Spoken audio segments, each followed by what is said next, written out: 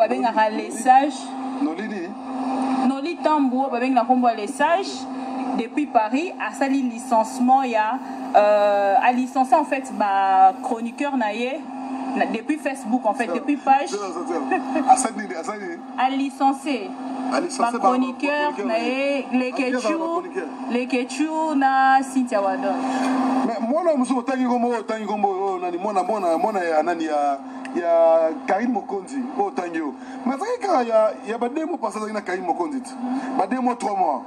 A comment sukuna pa ya asala rande pa ya Noli Tambo. Siko Noli Tambo a licencié cause avant de licencier, est-ce que y a-t-il un contrat au signé bon Mimbalé ou ba PC licence qui a émergé na kati ya entreprise là, est-ce que ezaki contrat il y a papier to ezaki verbal. Bon, tu vois, Noli Tambo, ça va les sages, en fait, il y a un taureau et biceps. Actuellement, il n'y a pas un qui. Noli, même si tu as mes athées, tu sais comment ça va aventure. Maintenant, que Noli Tambo, les sages. Sage, hein? Oui, sage. Il y a eu sage. Oui, sage. On me va jamais bien là-bas, sage.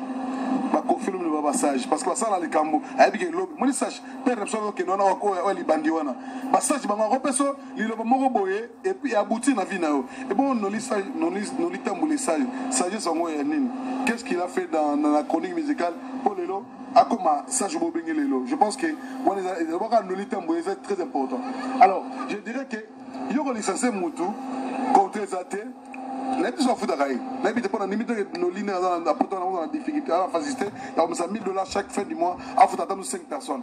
Je pense que on les a vantés. Moi je pense les lots. Ma biso to saliba à 14 ans à la télévision, tout ça à 14 ans à la média. Je pense que c'est très difficile. À travailler dans la licence. Moi, non, mais les gens nous ont dit que nous avons Karine, c'est-à-dire que les gens nous ont Karine, mais Simba Kate. Mais Simba, et Simba, toi Simba. Karine. Ah, Karine. Petit n'a pas. Honnête, nani n'a qu'à presse peut-être au Yonaye et Simba raté. N'a qu'à presse en ligne. N'a pas presse en ligne. Non, n'a moudito. Ken Piana. Wana vrai non. Freddy Akimbe.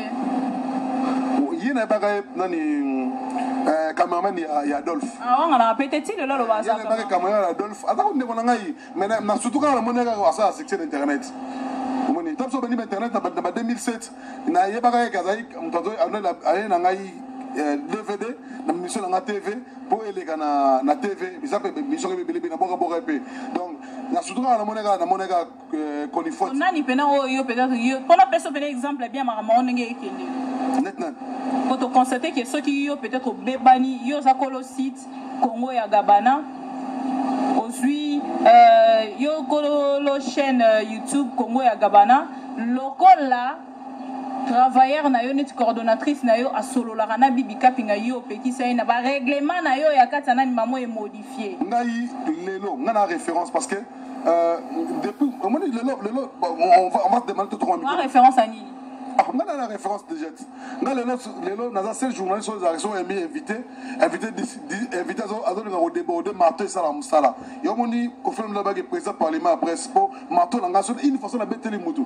na betela ba artiste tout bakanga minoko donc na mo référence tanga que lelo journaliste référence sur les cas Papi Mboma Nati Lokole Papi Mboma on a référence sur les cas bango pour bango ti le tout monde va résister ya ba journaliste mso sur na vie ba fula bango na patron chaîne na bango na depuis na carrière na ba fula ngate ba pisanga chance l'accès l'on y yobi ma fouli après yo mo be musala no pe comme ko maintenir ya ngosko na bido ke nga ba fula ngate ngai gabana tina eba na monde tie ezanga moko na fula ngate o patron no o yo zana Congo web ngana la Congo mele semaine ba bengo l'invité ko bengo nga bengo l'invité o ngana mami tout le papa chéri jibe pertuna est-ce que mon colonie na patron na ex patron na kudura abenga jibe piana est-ce que on reçoit l'interview na gabana te est-ce que ba ça na mateka ça interview na papa chéri na studio na benga téléphone na biki kutana 22 heures sur l'interview bebele basala ba mission le ba succès na mboko yo ba fula bango penza et puis et l'homme se fula bango se zaka izake